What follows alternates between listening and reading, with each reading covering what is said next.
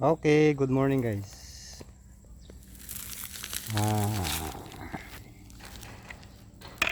Ituturo ko sa inyo guys kung pwede ba itong yung pang-cutting disc ng bakal. Pwede ito guys sa yung yung plywood. Ito ay black ah, plywood to guys, lang. Pwede ito sa manipis lang, mga 1/2, 3/4. Pag wala kayong panggayat, wala kayong lagari guys, mas madali itong gagamitin. Huwag lang kayong gumamit sa mga pangbato.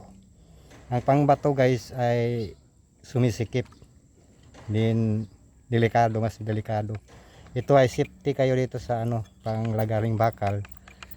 Yung gagamitin nyo guys ay itong magaspang dito sa lagaring bakal.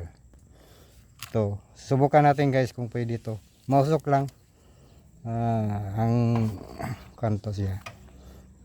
Pag wala kayong panglagari guys, ito na gagamitin ninyo, mas madali pa. Tingnan ninyo.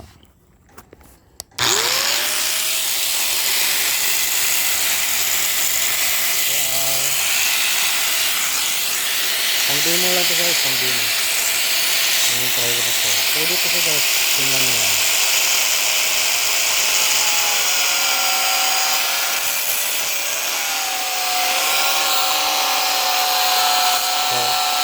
Madali pa kasi guys.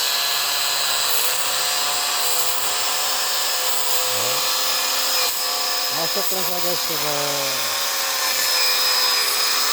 kaya naman.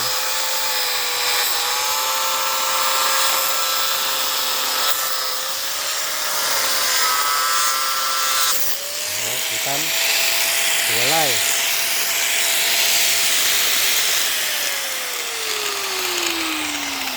Okay, tip to sa guys.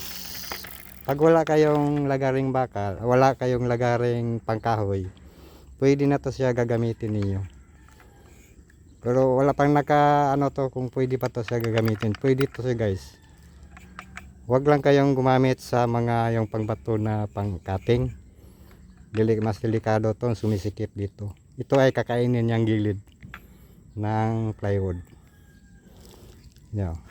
Pangbakal to siya guys, oh.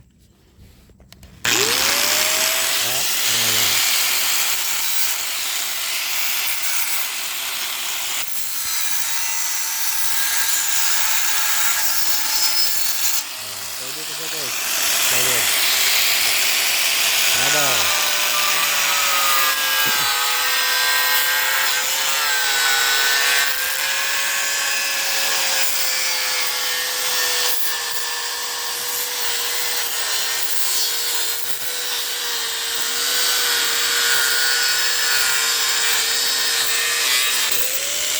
Okay, walay na.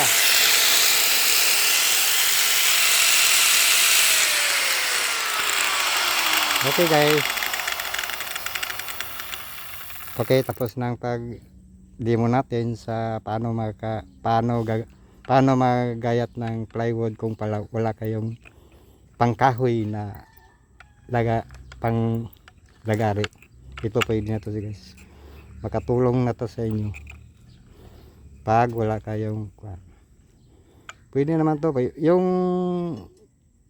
pangkating talaga ng kahoy, mas delikado to guys. Pag sumimplang to, mas delikado pa to. Ito ay sip po ito. Mausok lang siya, pwede naman. Pero maglagari kayo sa labas lang, huwag sa loob ng bahay. Okay. Pag nakatulong to sa inyo guys, share lang and follow. Goodbye. Good morning. Thank you.